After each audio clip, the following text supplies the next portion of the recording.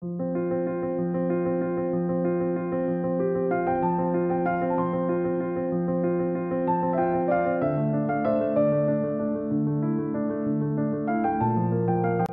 কেমন আছেন সকলে? আশা করি ভালো আছেন। অঙ্কনা ডেইলি লাইফস্টাইলের নতুন আরো একটি ব্লগে আপনাদের সবাইকে জানাই স্বাগত। আজকে শুরুটা একটু অন্য জায়গার থেকেই হলো, আপনারা দেখে বুঝতেই পারছেন যে বাইরে বেরিয়েছি।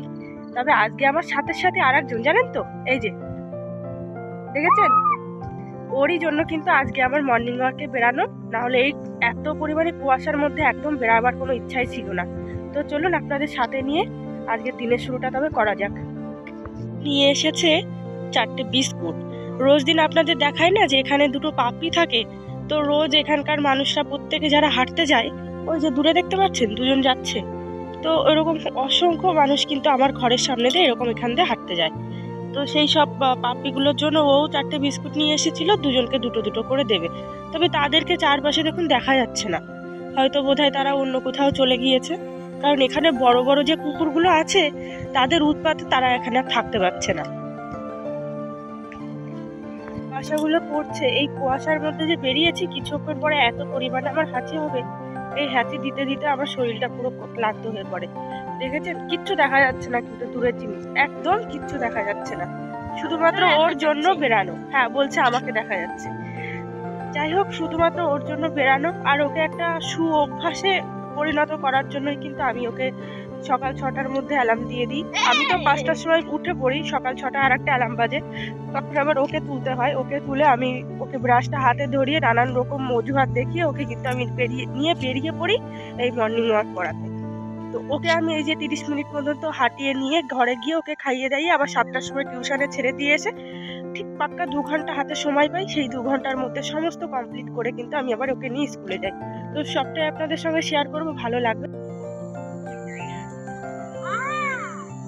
আয়।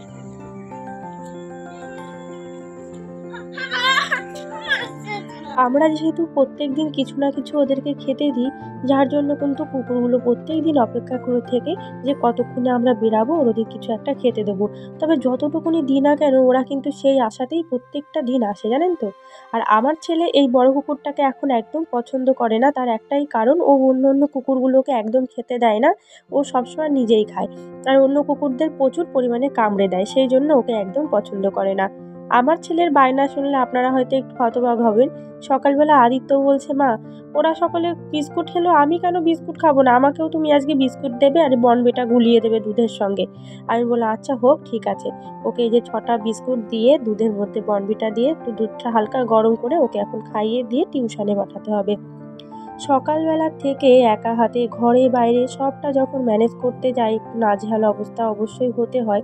কিন্তু আজকে কিচ্ছু করার নেই, যেহেতু মঙ্গলবার, স্কুলে যাবার তো তাড়াহুড়া আছে। রান্নাবান্না কমপ্লিট করে নিয়েছি আমি অলরেডি, তারপরে কিন্তু স্নানও করে নিয়েছি। সকালবেলা ড্রেস চেঞ্জ করে স্নান করে এই যে একেবারে সোজা চলে এসেছি কিন্তু এখন বিছানা কাঁথা তুলতে।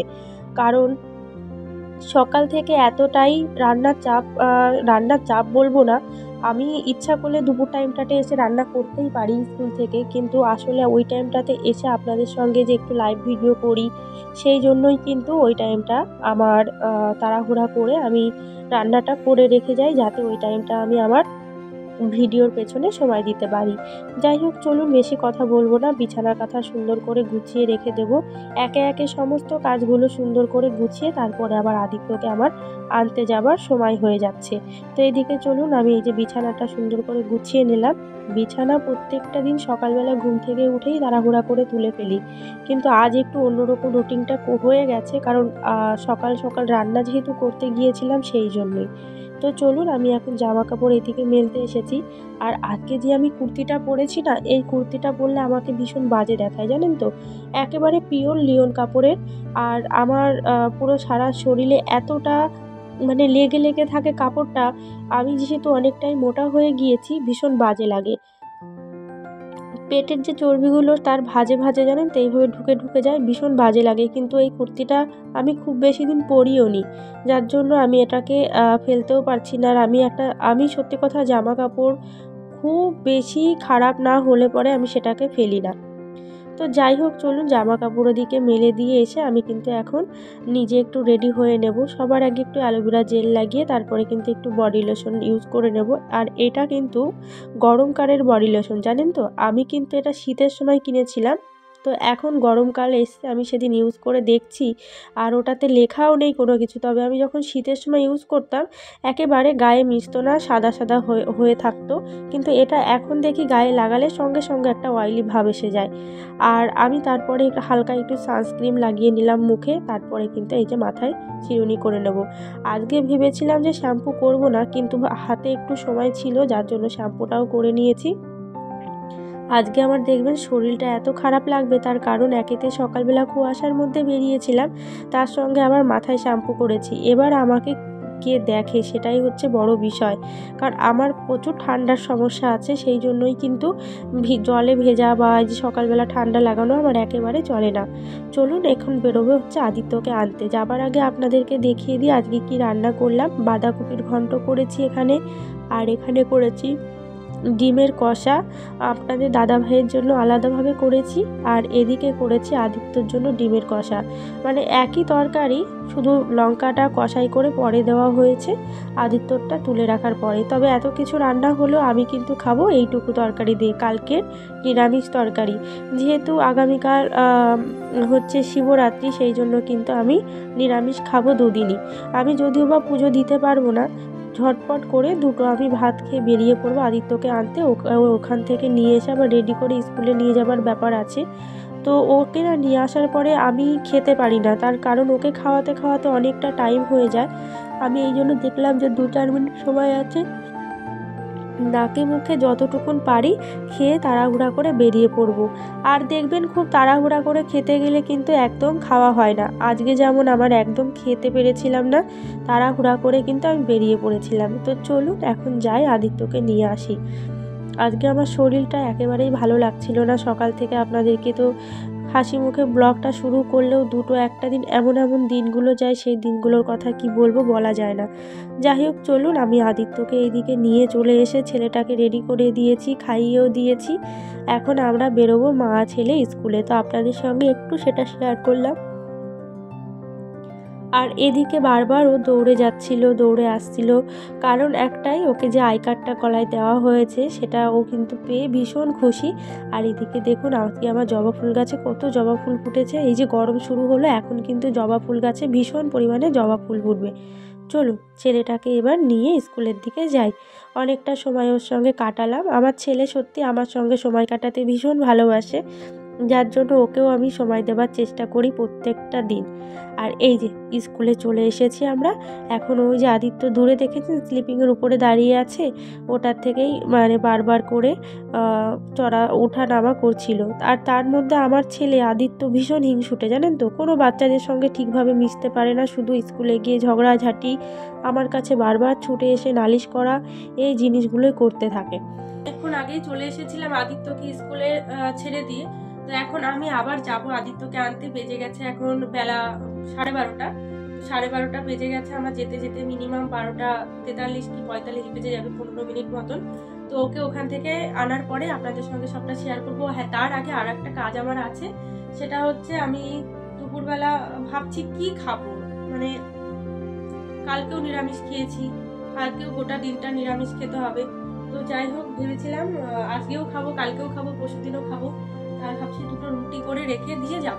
তবে আজকে আমি এখন রুটি করতে গিয়ে আবার একটুখানি মনে মনে ভাবছি যে এখন আবার রুটি খাবো, আবার রাত্রে রুটি খাবো, তার থেকে বড় এক কাজ করি এখন একটুখানি মুড়ি কিছু খেয়ে নেবো। সেটা ভেবে আবার রুটি বানাতে গিয়েও আর বানাইনি। তো যাই হোক চলুন এখন আবার আদিত্যকে আনতে যাবো, ওকে নিয়ে আসি, তারপরে আবার কথা হচ্ছে। দুপুরের পরের থেকে আমি আর কোনো ব্লগ শ্যুট করতে পারিনি। আপনাদেরকে বললাম না, গোটা সব কিছুর দায়িত্ব কিন্তু আমার একাকেই নিতে হয়। আর সব কিছু যখন ম্যানেজ করতে যাই সত্যিই নিজে একটা নাজেহাল অবস্থার মধ্যে পড়ে যাই, যার জন্য মাঝে মাঝে আমার ভিডিওগুলো স্কিপ করতে হয়। যাই হোক আমরা একটু রেস্ট নিয়ে বিকালবেলা একটু ঘুরে আদিত্যকে এই যে দুধ গুলিয়ে দিয়েছি সন্ধ্যাবেলা। আর স্কুল থেকে ফেরার পথে কিন্তু ও নিয়ে এসেছিলো বেলুন কিনে, সেগুলো দিয়ে এখন ঘরটাকে সাজানো হবে। তারপরে এই যে দুপুরবেলা জামা কাপড় যে ধুয়ে দিয়েছিলাম সেগুলোকে তুলে এনে কিন্তু এখন সুন্দর করে আলনাতে গুছিয়ে রাখছি। আর এরপরে আরও কিন্তু অনেক রকম কাজ রয়েছে। যাই হোক, একা হাতে সংসার যারা ম্যানেজ করে তাদের যেমন ভালো দিকটাও আছে, আবার খারাপ দিকটাও আছে। ভালো দিকটা যেটা আমি বলবো সেটা হচ্ছে নিজের মতন করে নিজের সংসারটাকে সুন্দর করে সাজিয়ে তোলা যায়। আবার খারাপ দিকটা হচ্ছে মাঝে মাঝে একটু নিঃসঙ্গতা ভীষণ বোধ হয়, যে একা থাকতে কতটা কষ্ট হয় তারই একটা অনুভূতি অন্যরকম কাজ করে। মনে হয় যে একটু যদি নিজের মানুষদের কাছে গিয়ে দুটো কথা বলতে পারতাম বা তাদের সঙ্গে একটু যদি থাকতে পারতাম হয়তো ভালো লাগতো। কিন্তু যাই হোক, যার যেভাবে দিন কাটে তাকে সেইভাবেই দিনগুলো কাটাতে হয়। আমরা মেয়ে মানুষরা হচ্ছি জলের মতন, আমাদের যেখানে যেতে হয় সেখানকার আকার ধারণ করেই কিন্তু আমাদের চলতে হয়। চলুন, আলনাটা সুন্দর করে গুছিয়ে নেবার পরে আমি কিন্তু এই যে আদিত্যকে এখন পড়াতে বসে গেছি। আর ওকে আমি দিচ্ছিলাম এখন হোম টাচ। তো ওকে হোম টাচটা দেওয়ার পরে ওকে বসে বসে আমাকে সেগুলো কিন্তু আবার কমপ্লিট করাতে হবে। আর বাড়িতে বাচ্চাদেরকে দেখবেন যতটা গাইড দেওয়া হবে বাচ্চারা কিন্তু ততটাই শিখতে পারবে। আর টিউশন তো ওটা তো আমি অপশনালভাবে রাখি, কারণ ওখানে সকালবেলা যেহেতু আমি একেবারে সময় হাতে পাই না, সেই জন্যই ওকে আমি টিউশনে দিই, নতুবা একেবারে টিউশনে দেবার আমার কোনো দরকারই পড়ে না আমার বাচ্চাকে। আর সেই কারণেই কিন্তু আমি ওকে টিউশন দিয়েছি। যাই হোক, চলুন আজকের ভিডিওটি আপনাদের কেমন লাগলো আপনারা অবশ্যই কমেন্টের মাধ্যমে জানাবেন। আর ভালো লাগলে অবশ্যই ভিডিওতে একটা লাইক করে দেবেন, চ্যানেলটিকে সাবস্ক্রাইব করে আমার পাশে থাকবেন। আপনাদের কাছে সকলের কাছে একান্তভাবে অনুরোধ করছি একটু চ্যানেলটিকে সাপোর্ট করবেন। আর অবশ্যই অবশ্যই করে একটু ভালোবাসা রেখে যাবেন। সকলকে জানাই অনেক অনেক ভালোবাসা এবং শুভেচ্ছা। যাই হোক, চলুন আজকে তবে এই পর্যন্তই রাখছি, ভিডিওটি শেষ করছি। আপনারা ভালো থাকবেন, সুস্থ থাকবেন। দেখা হবে নতুন আরও একটি ব্লগে আগামীকাল।